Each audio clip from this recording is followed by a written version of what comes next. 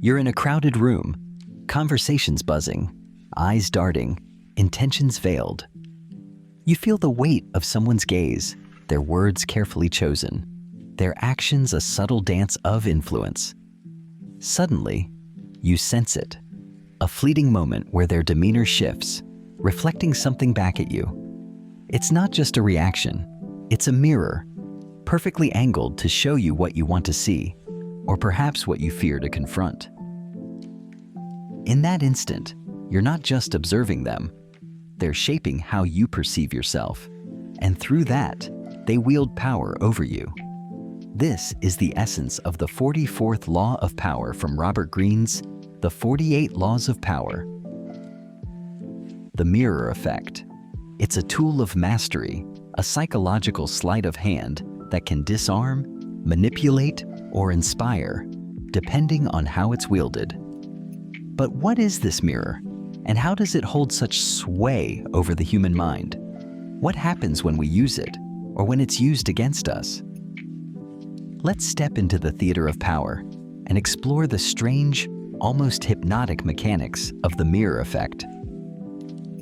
The mirror effect is about reflecting others back to themselves, mimicking their behaviors, desires, or values, to create a sense of familiarity, trust, or even dependency. It's not mere imitation. It's a calculated art form. Imagine a chameleon, not just blending into its surroundings, but becoming a living reflection of the observer's own colors. By mirroring someone's mannerisms, speech, or ideals, you dissolve their defenses, making them feel understood, validated, or even enchanted. Robert Greene describes this as a way to disarm and infuriate, because it can be both a soothing balm and a cunning weapon. When done subtly, it builds rapport.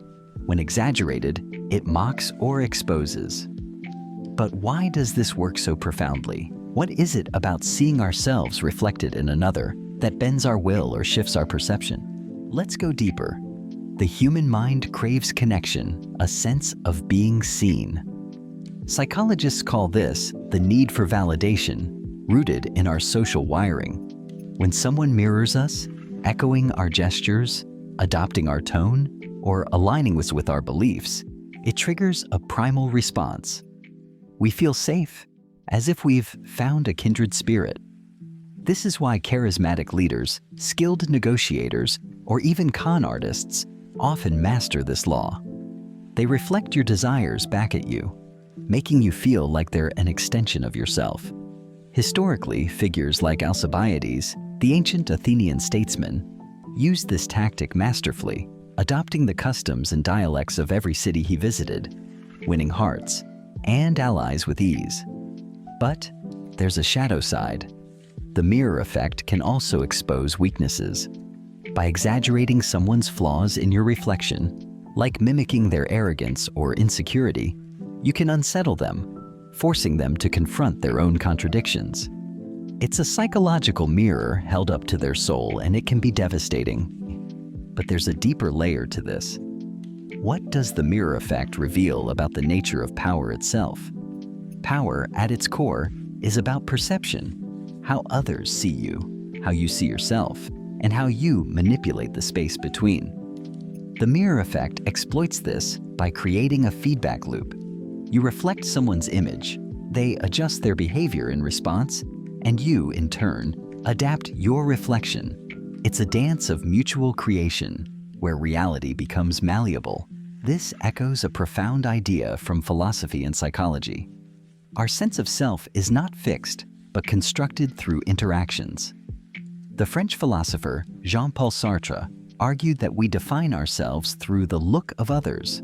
Our identity is shaped by how we're perceived. The mirror effect weaponizes this, turning the gaze into a tool of control. By controlling the reflection, you control the narrative. Yet, there's a risk. The mirror effect requires precision. Overdo it, and you seem like a sycophant or a mimic, losing credibility. Underdo it, and the connection fails to form. And then there's the ethical question. Is it manipulation or empathy? When does mirroring someone's values cross into deception? Consider a modern example. Social media influencers often mirror their audience's aspirations, curating lifestyles that reflect what followers want to see. It builds loyalty, but it can also foster illusion, trapping people in a cycle of chasing the reflected ideal. The line between influence and exploitation blurs, and the wielder of the mirror effect must decide where they stand. The 44th law of power reminds us that human interactions are a hall of mirrors, each reflection shaping the next. In this theater of existence, we are all performers, projecting and perceiving, shaping and being shaped. The mirror effect is a master key to this dynamic, letting you influence how others see themselves and, in turn, how they act. But it also reveals a deeper truth. Power is not just about control. It's about understanding the fluid, interconnected nature of human perception. Every gesture, every word, every reflection is a brushstroke on the canvas of reality. Thank you for watching, and as always, we'll see you in the next video.